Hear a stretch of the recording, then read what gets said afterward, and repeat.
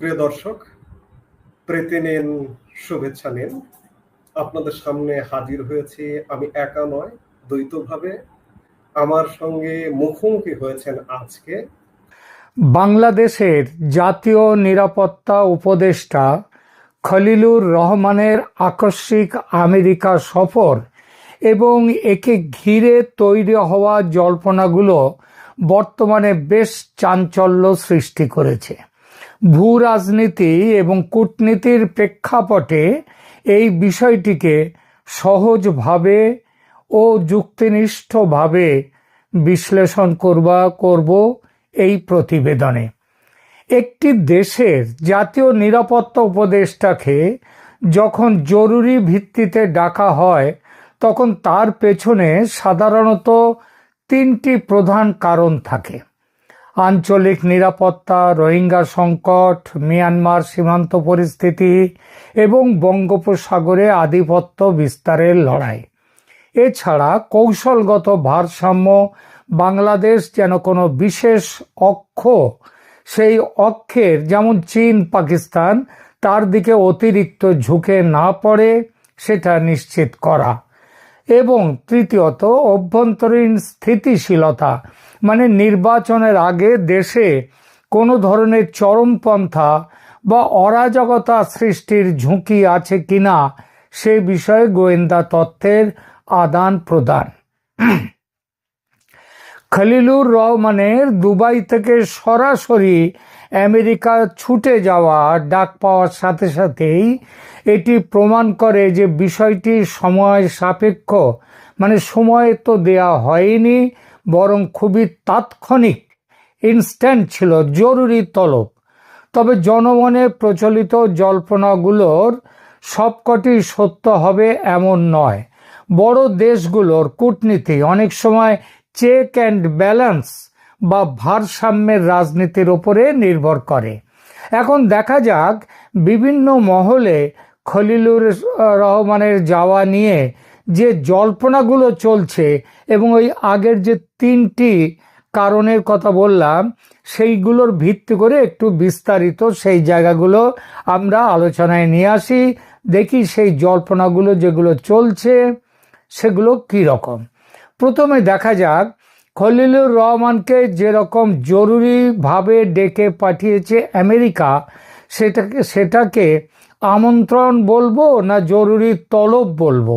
কূটনৈতিক ভাষায় কোনো স্বাধীন দেশের উচ্চপদস্থ কর্মকর্তাকে অন্য দেশ সাধারণত তলব করতে পারে না, তবে জরুরি আলোচনা বা বিশেষ আমন্ত্রণে ডেকে পাঠানো হয়। খলিলুর রহমান যেহেতু জাতীয় নিরাপত্তা উপদেষ্টা, তাই তার এই সফর নিশ্চিতভাবেই কোনো গুরুত্বপূর্ণ নিরাপত্তা বা কৌশলগত আলোচনার ইঙ্গিত দেয়। তবে আমেরিকা যেহেতু দুনিয়ার সবচেয়ে তাকতবর দেশ, শক্তিশালী দেশ, এবং তার কাছে বাংলাদেশ পাহাড়ের কাছে একতাল মাটির ঢিপির মতো, সুতরাং কেউ যদি আমন্ত্রণ শব্দের বদলে তলব কথাটি ব্যবহার করেন এক্ষেত্রে করতেই পারেন, ভুল কিছু হবে না। এবার আসা যাক কেন এই জরুরি তলব। বিভিন্ন সূত্র থেকে পাওয়া খবর অনুযায়ী এক নয় বেশ কয়েকটি কারণে ডাক পেয়েছেন বাংলাদেশের জাতীয় নিরাপত্তা উপদেষ্টা খলিলুর রহমান, এবং এই জল্পনাগুলো দেশে বিদেশে বিভিন্ন জায়গায় কিন্তু জল্পনাগুলো খুব চলছে। এদের মধ্যে সবচেয়ে গুরুত্বপূর্ণ হলো চীন ও পাকিস্তানের মধ্যে কদিন আগে বেজিংয়ে এক উচ্চ পর্যায়ের জোট তৈরি হয়েছে এবং সেই জোটে বাংলাদেশকে অন্তর্ভুক্ত করার সিদ্ধান্তও হয়েছে। পাকিস্তানের পররাষ্ট্রমন্ত্রী তথা উপপ্রধানমন্ত্রী ইসাক দার জানুয়ারি 3 থেকে 5 চীন সফরে ছিলেন।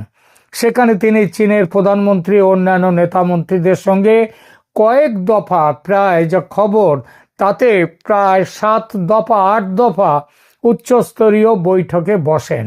সেই বৈঠকে অন্যান্য বিষয়ের সঙ্গে অচল হয়ে যাওয়া যে সার্ক সাউথ এশিয়ার যে একটা সংস্থা, তার বিকল্প একটি সংগঠন গড়ে তোলার সিদ্ধান্ত হয়েছে।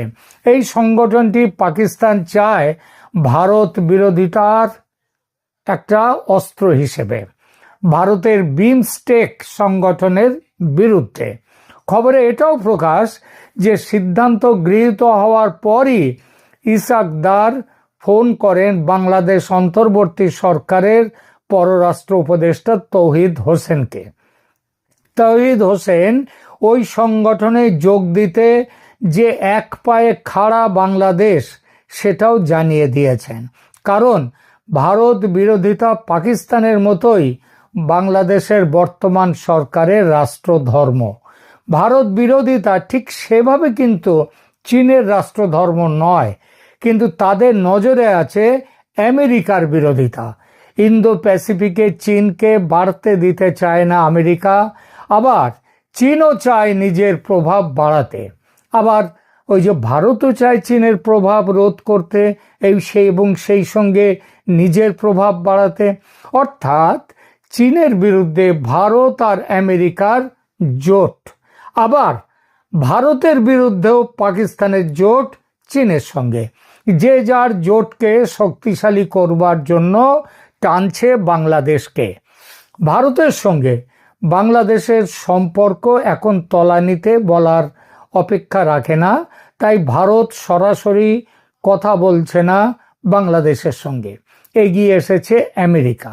খলিলুরকে তলব সে কারণে, এবং আমেরিকার তরফ থেকে বাংলাদেশকে এই কথাটি বলে দেয়া বা এই হুঁশিয়ারি দেয়া যে চীনের সঙ্গে হবনবিং, বেশি মেলামেশা আদৌ পছন্দ নয় আমেরিকার, সুতরাং এগিয়েও না। দ্বিতীয় যে বড় কারণ এই প্রসঙ্গে, খলিলুরের এই হঠাৎ জরুরি তলব পেয়ে যাওয়া প্রসঙ্গে, সে কারণটা হলো বাংলাদেশ বিমান বাহিনীর প্রধানের পাকিস্তান সফর এবং পাকিস্তান থেকে চীনের তৈরি যুদ্ধ বিমান ক্রয়ের সিদ্ধান্ত। যদি বাংলাদেশ পাকিস্তান বা চীনের সাথে বড় কোনো সামরিক চুক্তিতে জড়ায়, তবে তা দক্ষিণ এশিয়ায় ভারতের নিরাপত্তার উদ্বেগ যেমন বাড়িয়ে দেয়, তেমনি আমেরিকার যে ইন্দো প্যাসিফিক কৌশল তার সাথেও সাংঘর্ষিক হয়। আমেরিকা সবসময় চায় তাদের মিত্ররা যেন প্রতিরক্ষা সরঞ্জাম ক্রয়ের ক্ষেত্রে চীনের ওপর নির্ভরশীল না হয়, এবং এই কথাটা মোহাম্মদ ইউনূসের সঙ্গে যে গোপন বোঝাপড়া হয়েছে সেখানেও এটা বলে দেয়া আছে। এই জল্পনা যারা করছেন তাদের এটা সত্যি হওয়ার অনেক কারণ আছে, তবে খলিলুর রহমানকে ডাকার মূল কারণ হতে পারে তাই বাংলাদেশের সামরিক ভারসাম্য রক্ষা এবং আমেরিকা সহ পশ্চিমা ব্লকের সাথে নিরাপত্তা সহযোগিতা বজায় রাখা। তৃতীয়ত, বাংলাদেশে একটি অংশগ্রহণমূলক এবং সুষ্ঠু নির্বাচন দেবার ব্যাপারে আমেরিকা বেশ কিছুদিন ধরে বলে আসছে। তবে সরাসরি কোনো রাজনৈতিক দলকে নির্বাচনে রাখা বা না রাখার বিষয়ে আমেরিকা সাধারণত নির্দিষ্ট নির্দেশ দেয় না। তারা বরং একটি প্রক্রিয়া বা পরিবেশ তৈরির ওপরে জোর দেয়, কিংবা পেছন থেকে খেলে বন্ধ করে দেয় দেশের এই ব্যাপারটা। যেমন কয়েকদিন আগে দেখুন, মায়ানমারে ভোট করলো সেখানকার সামরিক শাসক। সেই নির্বাচনে আং সান সু চির দল নির্বাচন বয়কট করেছিল, যদিও বাংলাদেশের শেখ হাসিনার দল আওয়ামী লীগ নির্বাচন বয়কট করেনি, করার কথাও বলছে না। তাদেরকে নির্বাচনের বাইরে রেখে দিয়েছে সরকার। ইতিমধ্যে মার্কিন কংগ্রেসের বেশ কয়েকজন সদস্য দাবি করেছেন আওয়ামী লীগকে নির্বাচনে অংশ নেয়ার সুযোগ দিতে। এই দাবি প্রথম থেকেই ভারতও করে আসছে। খলিলুর রহমানের সাথে আলোচনায় নির্বাচনের রোডম্যাপ এবং রাজনৈতিক স্থিতিশীলতা নিয়ে আলোচনা হওয়া অস্বাভাবিক নয়। আমেরিকা বিশেষ কোনো নির্দেশ দিতেই পারে বলে জোর জল্পনা আছে বিশ্লেষকদের মধ্যে, এবং সেই জল্পনায় যথেষ্ট যুক্তিও আছে। চতুর্থত, অন্তর্বর্তী সরকারের প্রধান পদ থেকে মোহাম্মদ ইউনূসকে সরিয়ে দেয়া, তাকে বলে দেয়া আপনি পদত্যাগ করে সেফ এক্সিট নিয়ে আপনার খুশি মতো আপনি ফ্রান্সে যান, কারণ ফ্রান্সে তার বহু কয়েকশো কোটি ডলারের তার বিনিয়োগ আছে ফ্রান্সে। ডক্টর মোহাম্মদ ইউনূসের অন্তর্বর্তীকালীন সরকারের ওপর আমেরিকার সমর্থন এখন অনেকটা নড়বড়ে হয়ে গেছে। এর বেশ কিছু কারণ আছে, তার মধ্যে ইউনূসের আমলে মানবাধিকারের তীব্র যে সংকট সেটা প্রধান। একই সঙ্গে সংখ্যালঘু, বিশেষ করে হিন্দু হত্যার বাড়াবাড়ি এবং সেটা রুখতে সরকারের ব্যর্থতা। এছাড়া ইউনূস সরকারের প্রশ্রয়ে যেভাবে মৌলবাদীরা দেশের দখল নিচ্ছে সেটা আমেরিকার মাথা ব্যথার কারণ হয়ে উঠেছে। তাই তার পদত্যাগ নিয়ে আমেরিকার চাপ দেওয়ার বিষয়টি অন্তত এই কারণের জন্য অযৌক্তিক মনে হয় না। এবং সর্বশেষ, ভেনেজুয়েলা কাণ্ডের পর মাদুরোকে কিডন্যাপ কাণ্ডের পর মাদুরোর ভারত ও আমেরিকার কাছাকাছি চলে আসা। ভারত তার আর্থিক ও জাতীয় স্বার্থের কথা ভেবে মাদুরোর কিডন্যাপে কোনো কড়া প্রতিক্রিয়া দেখায়নি, এবং এটা রাশিয়ার কড়া প্রতিক্রিয়া দিয়েছে তার থেকে বেরিয়ে যাওয়া। এটা দৃশ্যত প্রেসিডেন্ট ট্রাম্পকে খুশি করেছে, সে কথা তিনি প্রকাশ্যে বলেওছেন। বলা বাহুল্য, এই ঘটনা ভারত আমেরিকার নৈকট্য কাছাকাছি আসাটা বাড়িয়ে দিয়েছে। এই নৈকট্য আগামী দিনে যে আরও বাড়বে সেটাও ধরে নেওয়া যায়। এই ঘনিষ্ঠতা যে শুধু ভারত চাইছে তা নয়, চীনের দাপাদাপি রুখতে আমেরিকার কাছে ভারতকে সঙ্গে নেওয়া ছাড়া আর কোনো গতি নেই। খলিলুর রহমানকে এই প্রেক্ষিতে আমেরিকা কিছু সুস্পষ্ট নির্দেশ দিতে পারে বলে জোর জল্পনা আছে, কিন্তু এখানে একটা কিন্তু আছে। সেই কিন্তুটা হলো যে ট্রাম্প যেমন কি যে চান, কি যে করতে চান, এটা তার হাতের বুকের মধ্যে তাসটাকে গুটিয়ে রেখে দেন, লুকিয়ে রাখেন। কখন যে কি তাস বার করে দেবেন এই খবর কেউ জানে না। আপনারা দেখলেন কিভাবে ভেনেজুয়েলাকে নিজের দখলে আনবার জন্যে যে ডাকাতিটা করলেন ভেনেজুয়েলাতে, এটা কি কেউ কোনোদিন ভাবতে পেরেছিল এটাও করা যায়? দ্বিতীয় বিশ্বযুদ্ধের পরে এমন ঘটনা কোথাও ঘটেনি। সুতরাং ট্রাম্প কি করবেন, কবে, কখন, কোন দিকে ঘুরে যাবেন কেউ বলতে পারে না। তাহলেও আশা করা যায় খলিলুর রহমানকে ডেকে নিয়ে যাওয়ার পেছনে আমেরিকার কিছু সুস্পষ্ট নির্দেশ দিতে পারে। সেই নির্দেশগুলো ওপরে যে কারণগুলো বললাম, কোন কোন দিকে নির্দেশগুলো আসতে পারে সেইটা দেখা যাবে আগামী, এই প্রশ্নের উত্তর পাওয়া যাবে আগামী 2-1 দিনের মধ্যে। আমরা এতদিন অনেক ইউটিউবার বলে আসছিলাম নিজেদের থেকে যে আওয়ামী লীগ যে নির্বাচনে অংশগ্রহণ করবে না, সেই নির্বাচনে মুক্তিযুদ্ধের পক্ষের শক্তি যারা আছেন তারা ভোট কেন্দ্রে যাবেন না এবং ভোট দিবেন না। এখন সেই কথা শেখ হাসিনা নিজে অফিসিয়ালি ভাবে কর্মীদের উদ্দেশ্যে ক্লিয়ারলি বলে দিয়েছেন, হুঙ্কার দিয়ে বলেছেন, এবং ছাত্রলীগের যারা কর্মী আছে তাদেরকে এই ব্যাপারটা ভালোভাবে প্রচার করতে বলেছেন। তিনি কি বলেছেন? তিনি বলেছেন নো ভোট, নো ভোট। যে এখানে নৌকা প্রতীক থাকবে না সেখানে কোনো কেউ ভোট দিতে যাবেন না। যারা সত্যিকারের মুজিব আদর্শের সৈনিক আছেন, যারা সত্যিকারের আওয়ামী লীগকে ভালোবাসেন, তারা কেউ ভোট কেন্দ্রে যাবেন না, তারা কেউ ভোট দিবেন না। এটা সুন্দর একটি কথা, যেখানে আওয়ামী লীগের মতো রাজনৈতিক দল অংশগ্রহণ করবে না, যেখানে মুক্তিযুদ্ধের সবচেয়ে পক্ষের শক্তি বড় দল রাজনৈতিক, সে দল অংশগ্রহণ করবে না। সেই নির্বাচনে কেন যাব? অনেকেই টাকার প্রলোভন দেখাবে, অনেকেই ভয় দেখাবে, কিন্তু আপনার ভোট কিন্তু আপনিই দিবেন। আপনাকে যতই জোর করা হোক আপনার ভোট কিন্তু তারা নিতে পারবে না। তাই যতই টাকা পয়সার প্রলোভন দেখা, যতই ভয় দেখা, কেউ ভোট কেন্দ্রে যাবেন না, কেউ ভোট দিবেন না। শেখ হাসিনা ক্লিয়ারলি বলে দিয়েছেন, ছাত্রলীগ, যুবলীগ, আওয়ামী লীগ সকলে এটা প্রচার করে প্রত্যন্ত গ্রামও যারা মুক্তিযুদ্ধের পক্ষে শক্তি আছে, আওয়ামী লীগকে ভালোবাসে, তাদের কাছে প্রচার করতে। এখন এই ব্যাপারটা যদি আওয়ামী লীগের সকল নেতাকর্মীরা আমলে নেয় এবং যারা আওয়ামী লীগকে সমর্থন করে তারা আমলে নেয়, তাহলে কি হতে পারে? সেটা হচ্ছে ভোট কাস্ট ভালোভাবে হবে না এবং এই নির্বাচন যে কোনো রকমের গ্রহণযোগ্যতা পাবে না বিশ্বের কাছে, সেটা আরো ফলাওভাবে ক্লিয়ার হয়ে যাবে। এখন তো মোটামুটি আগাম ক্লিয়ার হয়ে আছে, কিন্তু তখন প্র্যাকটিক্যালি ক্লিয়ার হয়ে যাবে যে আওয়ামী লীগের 40 থেকে 50% লোক ভোট কেন্দ্রে যায়নি। আওয়ামী লীগেরও 40 থেকে 50% লোক ভোট কেন্দ্রে না গেলে বিএনপিরও প্রায় 10 থেকে 15% লোক ভোট কেন্দ্রে যাবে না। তখন বিএনপির সাধারণ সমর্থক মনে করবে আওয়ামী লীগ নির্বাচনে নাই, আওয়ামী লীগের কেউ ভোট কেন্দ্রে যাচ্ছে না ভোট দিতে, তো আমরা ভোট দিতে গেলেও কি না গেলেও কি, তাদের যে সকল কাজ কাম আছে তারা সেটা নিয়ে বিজি থাকবে। কিছু পার্সেন্ট বিএনপি লোক ভোট দিতে যাবে, আর জামাতের আগে 4% ছিল, এখন হয়তো 8% হয়েছে, তারা ভোট কেন্দ্রে যাবে। তাহলে 8% আর 10% বিএনপির মিলিয়ে নেন ভোট, 18% হয়তো ভোট হবে, 20% ধরে নিলাম।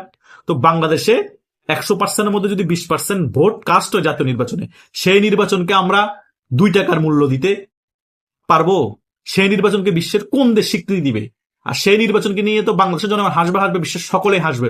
অলরেডি নির্বাচনের আগে হাসাহাসি শুরু হয়ে গিয়েছে যে বাংলাদেশের বড় একটি রাজনৈতিক দলকে নির্বাচন করতে দেওয়া হচ্ছে না। এখন অনেকেই যুক্তি দিতে চাচ্ছে বিএনপিকে জামাতকেও তো নির্বাচন অংশগ্রহণ করতে দেয়নি আওয়ামী লীগ। আরে ভাই, আওয়ামী লীগকে জামাত এবং বিএনপিকে নিষিদ্ধ করে রেখেছিল কার্যক্রম, নাকি নির্বাচন আসতে বাধা দিয়েছিল? শেখ হাসিনা কখনোই বিএনপি এবং জামাতকে নির্বাচন আসতে বাধা দেয়নি। তারা নিজেরাই মার পেঁচে আটকে গিয়েছিল এবং ভয় পেয়েছে আমরা নির্বাচন যদি অংশগ্রহণ করি আমরা হুদায় জিততে পারবো না, নির্বাচনে গিয়ে লাভ নাই। তারা নিজের ইচ্ছায় নির্বাচন বয়কট করেছে, ওটার সাথে এটা মিলিয়ে লাভ নাই। এখানে ডাইরেক্ট আওয়ামী লীগের কার্যক্রম নিষিদ্ধ করে রাখা হয়েছে এবং ছাত্রলীগকে নিষিদ্ধ করেছে এবং আওয়ামী লীগের প্রতিগণায় ব্যালট বাক্স এবং আওয়ামী লীগকে নির্বাচনে কোনোভাবে অংশগ্রহণ করতে দেওয়া হবে না। জোর করে অংশগ্রহণ করতে না দেওয়া আর নির্বাচন নিজ ইচ্ছে বয়কট করার মধ্যে পার্থক্য আছে। তাহলে স্বৈরশাসন কারা জারি করেছে? এখন উদাহরণ দেখানো হচ্ছে আওয়ামী লীগ গণহত্যাকারী। আরে ভাই, আওয়ামী লীগ গণহত্যাকারী উদাহরণ দেখিয়ে যদি আওয়ামী লীগের কার্যক্রম নিষিদ্ধ করে রাখা হয়, আওয়ামী লীগকে নির্বাচন থেকে দূরে রাখা হয়, তাহলে তো জামাত ডাবল গণহত্যাকারী না?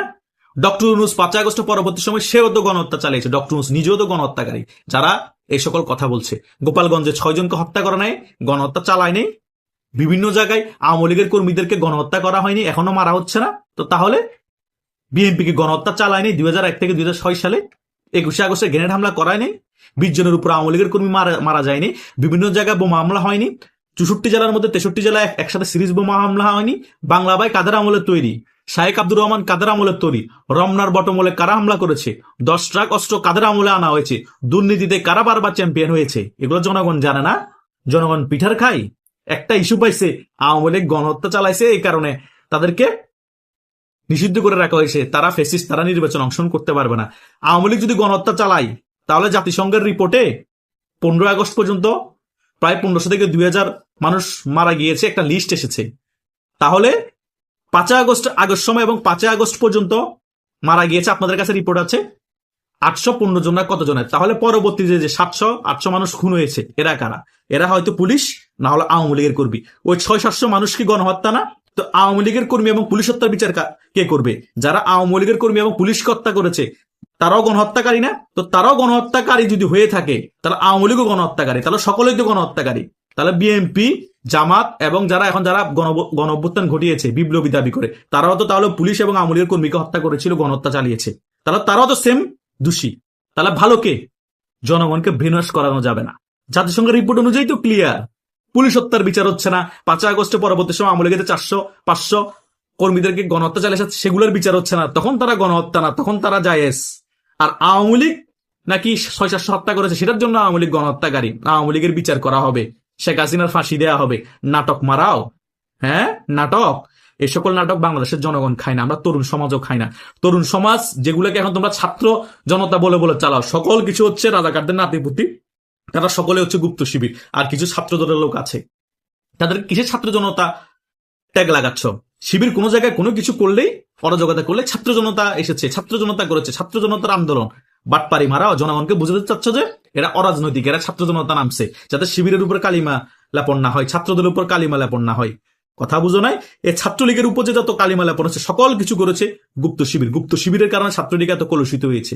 ছাত্রলীগের ভিতরে লুকিয়ে থেকে থেকে সকল অপকর্ম চালিয়েছে, সকল জায়গায় গুম খুন চুরি চাঁদাবাজি মারামারি পিটাপিটি করেছে, পরে গিয়ে নিউজ হয়েছে ছাত্রলীগে করেছে। এখন ওই সকল টোকাইগুলো যারা দুর্নীতিগ্রস্ত ছিল, যারা চাঁদাবাজি করেছে, যারা গুম খুন সাথে জড়িত ছিল, তারা এখন দেখি যে লুঙ্গির তল থেকে বাইরে হয়ে সকলে ছাত্র শিবির। তাহলে ছাত্র শিবিরের অপকর্ম দায় কেন ছাত্রলীগ নিবে? আর সে অপকর্ম দায় দিয়ে ছাত্রলীগকে কেন নিষিদ্ধ করা হবে? এখন তো সকলে ছাত্র শিবিরে চলে এসেছে, তাহলে ছাত্র শিবিরকে কেন নিষিদ্ধ করা হচ্ছে না? প্রশ্ন আমাদের ছাত্র সমাজে।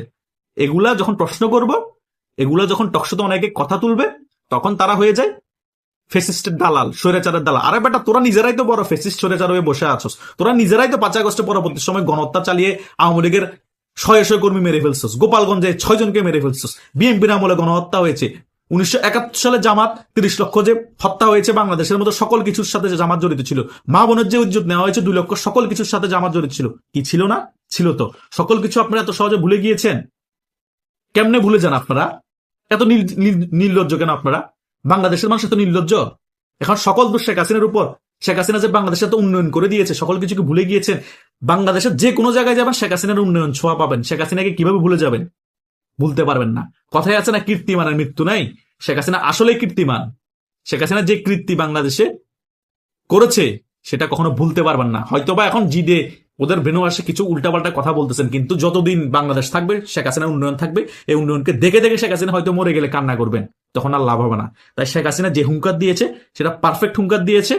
যে নির্বাচনে আওয়ামী লীগ নেই, যে নির্বাচনে নৌকা প্রতীক নেই, সেই নির্বাচনে বাংলাদেশের কোনো জনগণ ভোট কেন্দ্রে যাবে না, সেই নির্বাচনে বাংলাদেশের কোনো জনগণ ভোট দিবে না। এটাই হওয়া দরকার ছিল, এটাই আগামীতে হবে। আশা করছি আপনারা সকল বিষয় বুঝতে পেরেছেন। আপনাদেরও যদি কোনো মতামত থাকে কমেন্ট করে জানাতে পারেন।